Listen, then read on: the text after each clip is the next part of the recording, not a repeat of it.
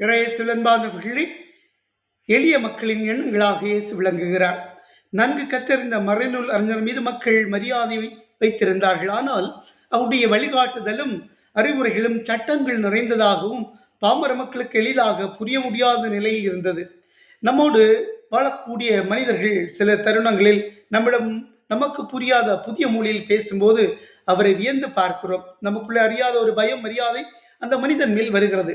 ஆனால் இயேசு மிகவும் எளிமையான உவமைகளால் மக்களுக்கு வாழ்வு தரும் வார்த்தைகளை, வழிகாட்டுதலை தந்தார். இதனால் மக்கள் இயேசு வியந்து பார்த்தனர், புகழ்ந்தனர், அவரை பின்தொடர்ந்தனர்.